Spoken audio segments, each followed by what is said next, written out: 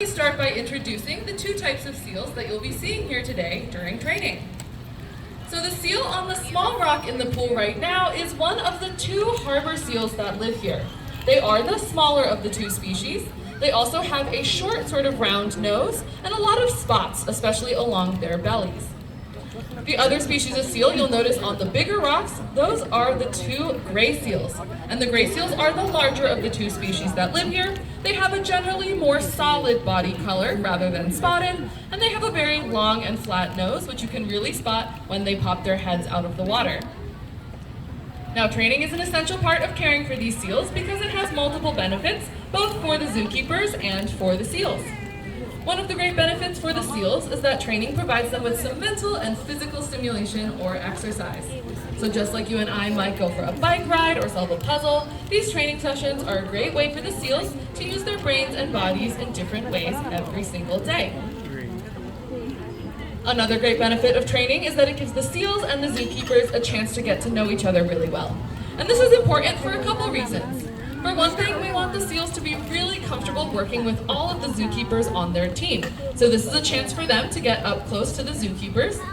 And it's also a chance for the zookeepers to get to know the seals really well, which is really important because animals like seals can't tell us how they're feeling. So instead of using words to communicate, the zookeepers get to know the seals really, really well, especially how they look and how they act when they're healthy, so that we can spot any early signs of illness or injury by looking for changes in their behavior or their appearance. And you might notice that today they're practicing all different kinds of behaviors that make it really easy to check on them. For example, they might ask the seal to move around in different ways so that they can tell it's feeling good and moving normally. They might also ask the seal to hold still while they touch or examine it up close. And then they might even ask the seals to present different parts of their body. For example, holding out a flipper or opening their mouth and showing their teeth, so that the zookeepers can get a really good up-close look at some of those harder to see parts of their bodies. These training sessions are also a great opportunity to practice for the vet's office. Just like you and I, seals see a doctor on a regular basis, and it's really important that they're comfortable when the vet comes to visit. So we practice all different kinds of behaviors here during training sessions, sometimes even practice using different medical equipment like eye drops or stethoscopes or scales, so that when the vet needs to use the same things, the vet can use the exact same behaviors that the zookeepers and the seals have already practiced. And that makes the whole vet exam super easy for everyone, including the seals as well. Now, training follows a very consistent step-by-step process that we like to call the 4 R's. Request, response, reward, and repeat. So that first R, the request, comes from the zookeepers. The zookeepers request that the seals do a specific behavior. They might use their words, they might use a hand signal, they might even use a tool like a target pull, which is that clear stick with the blue and white ball at the end. After the request comes the second R, which is the response, and the response is up to the seals. The seals should try and remember what that request from the zookeeper means and do the behavior that they requested. But sometimes they do a different behavior, sometimes they don't do any behavior at all, and all of that is totally fine. If they make mistakes, nothing bad will ever happen. And in fact, the entire training session is completely optional. They do not have to participate if they don't want to. But if they are correct, then they get that third R, which is the reward. This is called positive reinforcement. So the animals get good things to help reinforce that what they did was correct. And in the case of the seals, that reward tends to be different kinds of food. So you might notice all of the zookeepers have silver buckets, and they're feeding the seals every time they respond correctly to their requests. Now, I'm sure we have at least a few seal experts here in the crowd today, so raise your hand if you think that the seals like to eat fish during these training sessions. I see a good number of hands. If you raised yours, you are correct. They get a variety of fish, plus some squid sometimes as well. Now, I have a harder question too if you want to try your knowledge. Raise your hand if you think the seals also get Jell-O during training sessions.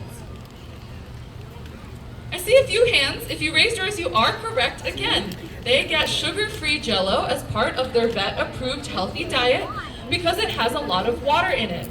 And seals get most of their water from the food that they eat, so Jell-O is a great way for them to stay hydrated, especially as it gets a bit hotter here in Chicago over the summer. Now that fourth and final R is repeat. Repetition is a super important part of this process because, as we all know, practice makes perfect. So the zookeepers are here multiple times a day, every single day, to facilitate these training sessions with the seals, practicing multiple behaviors multiple times, so that the seals get lots of practice and even all those benefits we talked about earlier as well, like that mental and physical exercise and practice for the vet's office. Now, of course, training is a big part of the way that we keep seals healthy here at Lincoln Park Zoo, but there's also choices we can make to keep seals in the wild healthy. And one of the best things we can do is reduce our use of single-use plastics. Those are plastics we use once and throw away. Things like disposable water bottles, disposable plastic utensils, or disposable bags from the grocery store. And they tend to end up in the seals' ocean homes where they can hurt seals and the other animals out there. If we switch to reusable items, that's a really great way to help keep some of those plastics out of the seals' ocean homes. So for example, instead of getting a plastic bag at the grocery store, bringing a canvas or reusable bag is a great alternative to help stop use as many of those plastic bags as possible. Similarly, if we use a reusable water bottle instead of a disposable one that we refill every single time we need water, that's a great way to help keep some of those plastics out of the environment and help to keep those wild seals safe, just like the zookeepers do here for the seals at the Kovler Seal Pool. Now, you might notice as well that in addition to communicating with the seals, the zookeepers are always communicating with each other as well. They meet before these training sessions to go over all the behaviors that they want to practice and who will work with each seal. And then during the training session, they communicate as well. So for example, you might notice them call out different numbers so that they know how many pieces of fish they have left, and they can wrap up at the exact same time, just like they're doing right now, so everyone gets the exact same amount of practice. And we can give them a big round of applause for all of their hard work. Thank you all as well for being here. We really appreciate your support. And when you visit Lincoln Park Zoo, you're helping us conserve wildlife, so thank you so much for visiting. My name's Amy. I'm here from the learning team. Thank you as well for listening to me talk more about the seals and how training demonstrates our commitment to care. If you have any questions, I'll be up here in the stadium, but if not, have a great rest of your day, and thanks again for visiting.